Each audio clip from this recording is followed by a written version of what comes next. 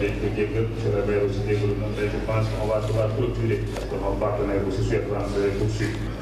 Nous allons donner la parole à Aqua Assistance, à Sylvain, pour son mot de clôture de ses activités, mais pas pour son mot de clôture, pour le partenariat avec vous. Je voudrais d'abord vous remercier tous et vous féliciter.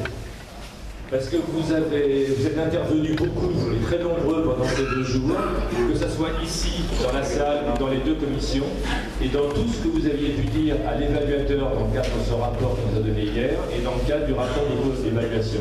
Et ce qui est intéressant pour nous tous, c'est que tous les besoins remontent de vous et ne descendent pas du haut. Donc bravo à vous tous. Alors maintenant, monsieur le maire, tout ce qui a été dit, ça va nécessiter pour vous de faire un plan d'action pour essayer de mettre en œuvre tout ce travail, et donc avec un calendrier.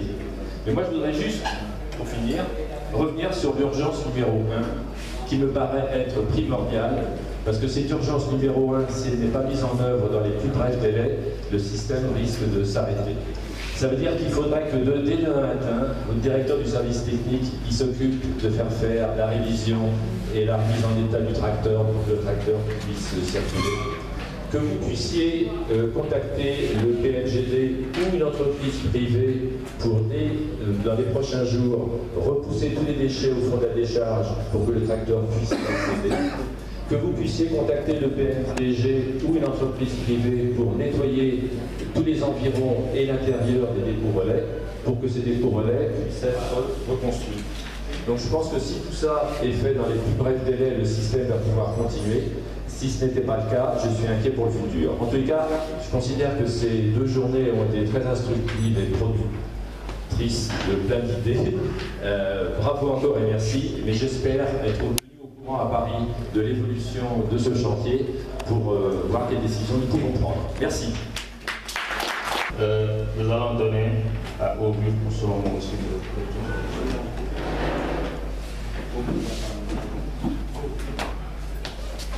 Au nom d'Ovi, je prends la parole pour vous remercier tous pour ce temps de partenariat depuis le début jusque-là, pour ces assises également.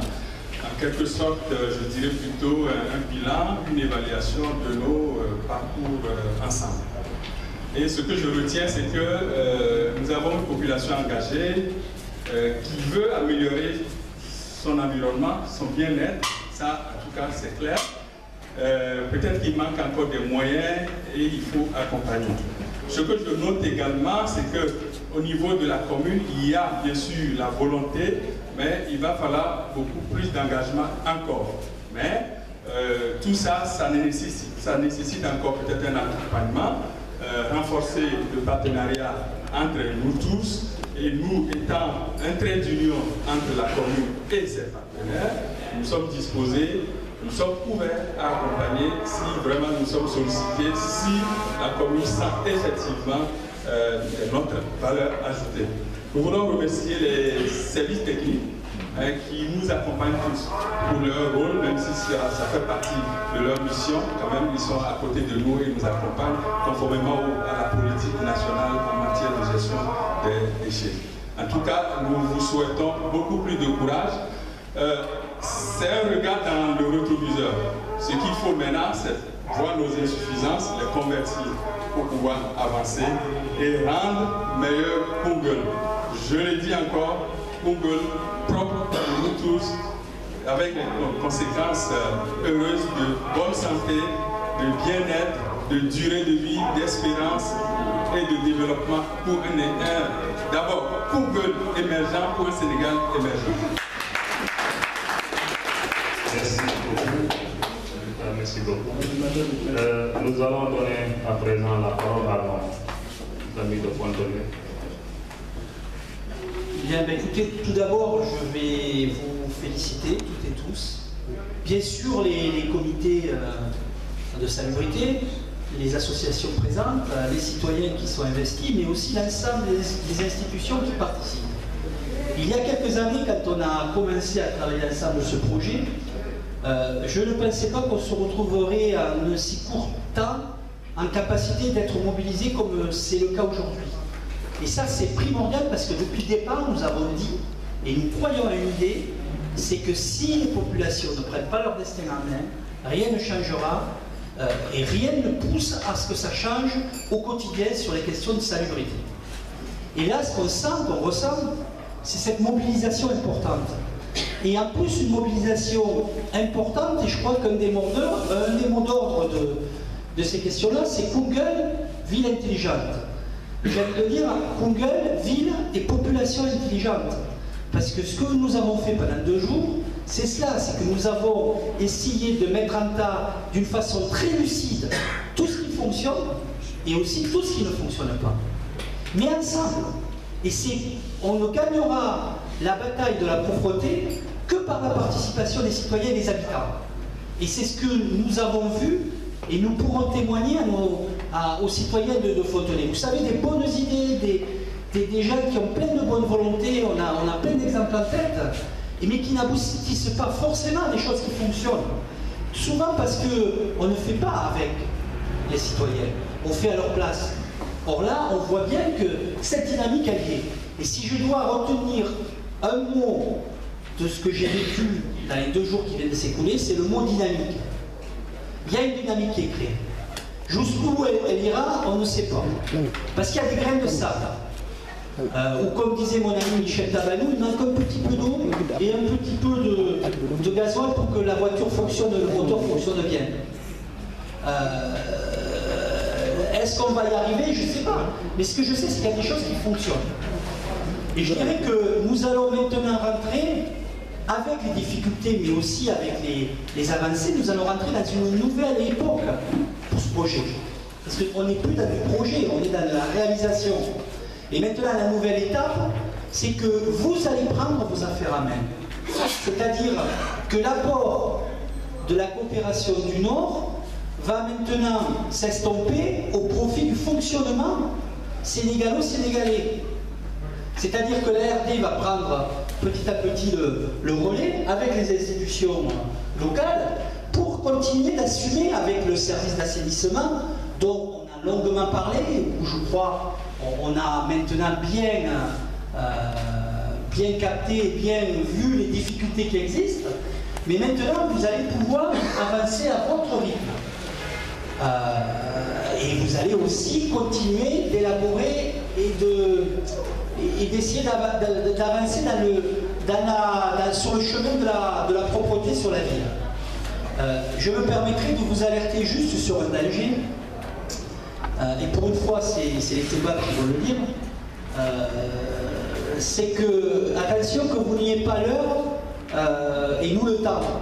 C'est-à-dire, sur la question de la suite, n'est-ce pas un peu prématuré de se poser la question du traitement des déchets alors qu'on n'a pas encore bien stabilisé l'ensemble de la collecte? Ça, c'est une vraie question qu'on peut avoir. Alors, s'il existe des solutions courtes, efficaces et rentables, il faut y aller. Mais il ne faut pas se lancer dans des choses alors qu'on n'a pas encore stabilisé l'ensemble du dispositif. On aura stabilisé l'ensemble du dispositif quand les 8 quartiers auront un ramassage régulier des ordures ménagères. C'est peu et beaucoup à la fois. Et on voit bien qu'on n'est pas encore au bout. Et puis dans ce projet, j'ai envie de vous dire, il y a tout ce qui marche qu'on ne parle pas beaucoup ici. Hein. Et c'est normal puisque ça marche. Mais vous savez, ce matin, je n'ai pas assisté au groupe de travail, non pas parce que ça ne m'intéressait pas, mais parce que je souhaitais faire un tour avec mon ami Michel Tabanou. Nous souhaitions faire un tour en ville pour voir un petit peu les réalisations concrètes, voir ce qui marchait ou pas. Bien sûr, on est allé à la déchetterie, on a vu ce qui ne fonctionnait pas, mais on a aussi vu dans les écoles des toilettes qui marchent, qui fonctionnent. En norme, on est bien, je trouve. On a même... moi, je connais des écoles à Fontenay où il n'y a pas le même nombre de toilettes que dans les écoles de Kungl. Quand même. Et oui, vous pouvez applaudir, monsieur. Après, il y a l'entretien, il y a des difficultés. Les enfants, les délégués, nous allons parler. Il faut l'entendre, il faut solutionner ces difficultés, savon, tout ça. Mais en fait, ça fonctionne. Et ça fonctionne plutôt bien. Alors là aussi, ça fonctionne même tellement bien qu'il y a des petits malins qui viennent voler les robinets. Donc vous voyez, c'est que ça marche, hein, et que ça doit être assez de qualité. Mais vous voyez, ça quand même, ce n'est pas neuf. Je suis passé sur le marché, où là aussi, entre le marché d'il y a 5 ans et le marché d'aujourd'hui, c'est plus le même marché. Vous vous en rendez pas compte parce que tous les jours vous allez faire au marché. Mais nous qui venons jamais, eh bien on se rend compte que ce n'est plus du tout le même marché. La gare routière, c'est pareil. La dernière fois que je suis allé à la gare routière, ça va faire 18 mois. La gare routière, l'endroit où il y a les toilettes, c'était jonché de détritus. Aujourd'hui, la gare routière, je ne vous dis pas qu'elle est nickel, en fait, ça n'a plus rien à voir. C'est du même niveau que ce qu'on peut rencontrer dans pas mal de villes européennes. Donc vous voyez, il y a tous ces problèmes. Et puis il y a la question des latrines individuelles et tout ce qui a été dit. Et je trouve que ces 89 latrines, c'est un sacré acquis. Et en même temps, j'ai un petit goût dans la bouche de satisfaction. Et c'est pour ça que je pense qu'on n'en a pas terminé avec cette question. Il faut que nous atteignions l'objectif des 200. Alors le projet est terminé. Ben, on va essayer d'ici fin juin, début juillet, d'aller au 200. Et bien entendu, nous avons entendu aussi la difficulté pour aller au 200, qui est une difficulté financière pour les familles. Parce qu'une des conditions que nous avions posées à l'époque, quand nous avions discuté du projet, une condition partagée avec la commune de Google, c'est que ces latrines elles soient faites dans les concessions où il y a le plus de difficultés sociales, où c'est le plus difficile. Parce qu'il y en a, ils n'ont pas besoin de nous pour mettre des latrines, et tant mieux. Et puis il y a ceux qui ont besoin de nous et qui sont à l'attente. Eh bien, on va essayer de ne pas les décevoir, et avec nos partenaires d'eau vive, nous allons entamer une discussion pour continuer et aller aux 200 latrines d'ici fin juillet, pour clôturer le programme, en revoyant les conditions pour que vraiment ce soit accessible à toutes et à tous.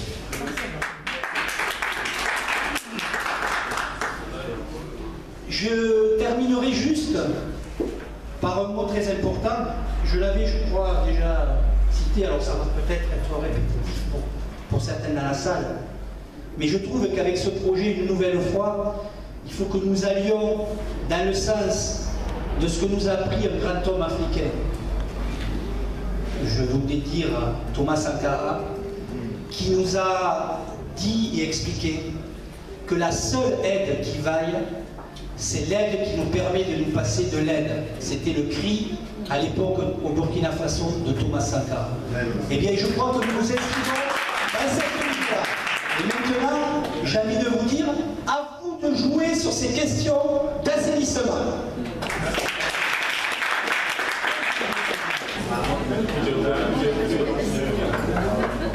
Je crois que votre dernière phrase résume tout. Il faut qu'on arrive à nous passer de l'aide. Et c'est pas ces mots que l'on va passer à la clôture. Et je voudrais, au nom du maire et du conseil municipal, en tout cas remercier les élus de Google, le conseil municipal. Parce que sans le conseil, on ne peut pas mener aucune activité. Je voudrais aussi remercier nos partenaires techniques et financiers. Fontenay souvent la ville jumelle de Google depuis plus de 15 ans. Nous avons trouvé la coopération ici et c'est l'occasion de remercier aussi M. Pan, l'initiateur citoyen de Google. Je remercie aussi Apport Assistance à travers le foncier environnement. Je pense qu'il se préoccupe beaucoup, mais parce qu'il croit beaucoup à ce projet-là. Comme il l'a dit, il croit beaucoup à ce projet-là. Remercier aussi nos partenaires techniques au vu dans le cadre de ce compagnonnage, parce que ça a été un compagnonnage franc. En tout cas, on ne le regrette jamais. Je pense que, comme je le dis souvent, il faut toujours mettre sous l'angle de ces difficultés-là dans le cadre de la recherche et action, parce que c'est une nouvelle expérience pour nous en tant que collectivité, et je pense que ça, c'est tout évident. Remercier aussi les élus, les femmes et les jeunes, les comités de salubrité, nos amis de la commune de Diawara, tous les autres partenaires techniques de Grèce et d'Afrique, l'ARD de Café, les écoles, les enseignants qui ont été formés dans le cadre de ce projet, les clubs du jeunes, remercier aussi les jeunes, les femmes, remercier aussi la presse, en tout cas l'ensemble des acteurs qui ont répondu en tout cas à ces assises. Et c'est pourquoi je voudrais, au nom du maire Mayacine Camara, remercier tout le monde, féliciter tous nos partenaires, tous ceux qui, de près et de loin, en tout cas, ont participé à la réussite de ces journées. Remercier aussi tous les autres acteurs, en tout cas les populations, parce qu'il y a toutes les populations qui ne sont pas ciblées, qui sont là. Donc ça veut dire, en tout cas, comme tout le monde l'a indiqué, que toute la population de Koungheul, en tout cas, s'est approprié ce projet-là. C'est un projet, en tout cas, qui tient au cœur pour les Koungheullois. Et je pense qu'à l'issue des recommandations, comme l'a dit Jo, les questions, en tout cas urgentes sur lesquelles peut-être Sylvain est revenu, je crois savoir que des réponses urgentes seront apportées. Et je crois même que d'ici 2000 ou après 2000, je ne le dis pas simplement parce que je veux faire plaisir à vous en tant que partenaire, parce que nous devons dépasser ces comportements-là, mais c'est parce que nous avons pris connaissance en tout cas de ce réel danger qu'il y a en tout cas à régler ces questions-là. Nous sommes en train de prendre des dispositions pour que véritablement que ces débouts-là soient évacués, Et je pense que d'ici, en tout cas au cours de la semaine, cette question sera résolue. Parce que c'est le point nodal en tout cas pour la réussite de ce projet. Jean-Jacques l'a dit, c'est vrai qu'il s'inscrit dans une continuité pour que les 200 latines soient absorbés. Nous sommes preneurs et nous en remercions. Cela ne nous surprend pas parce que vous convenez tous avec nous, en tout cas, que la suite en tout cas, de la présentation des rapports des consultants que je félicite au passage, M. Kantousan et M. Silla, en tout cas, il y a une réelle volonté en tout cas pour les communautés, pour les populations en tout cas, d'avoir ces latines familiales-là. Je crois qu'aujourd'hui, c'est parce que vous le dites, vous répondez à une sollicitation, en tout cas des populations, et nous en sommes très, très, très fiers.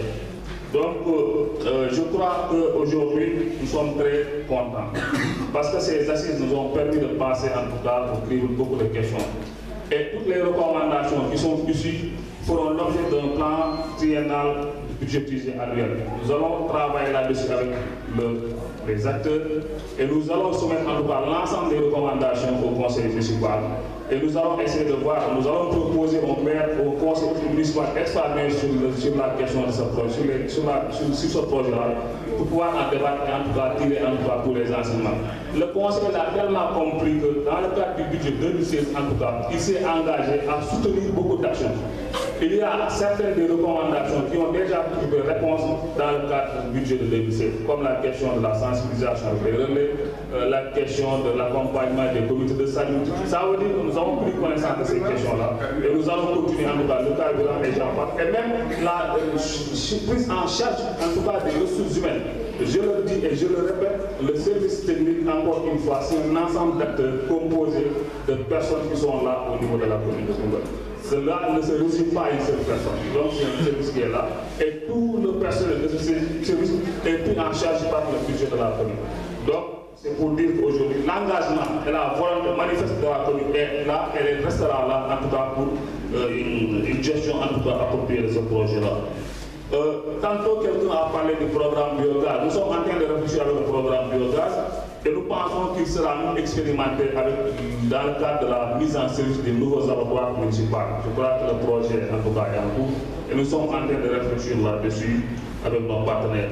Le PNGD aussi s'est engagé à faire des interventions rapides avant la fin du mois d'avril dans le cadre de l'évacuation aussi des déchets et du nettoyage des rues. Je pense que ça aussi c'est un appui constant et nous félicitons en tout cas de toutes les interventions que vous avez eu à faire. Mais nous voulons vous demander, monsieur le représentant du ministère, Koungheul étant une particularité dans le dispositif au Sénégal, Koungheul étant une commune qui a capitalisé beaucoup d'expérience, Koungheul qui doit être une vitrine, je crois que le ministère devrait en tout cas prendre la charge, en tout cas, et devrait avoir l'obligation de prendre Koungheul comme une ville témoin, une ville test dans le cadre du programme national de développement.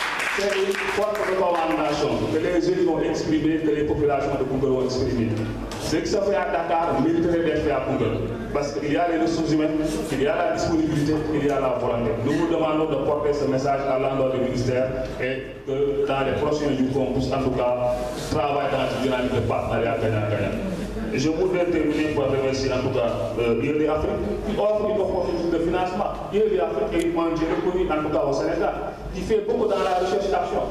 J'ai eu la chance de travailler avec cette ONG-là sur un programme de changement climatique pendant 2 ans, pendant 3 ans. Et comme vous le dites, les fonds sont là, c'est une subvention, ce ne sont pas des fonds remboursables. Nous avons 30 millions, c'est une opportunité à saisir. Nous allons la saisir et nous allons travailler avec les acteurs à la suite de ces résultats pour formuler en tout cas un projet dans ce sens-là, pour continuer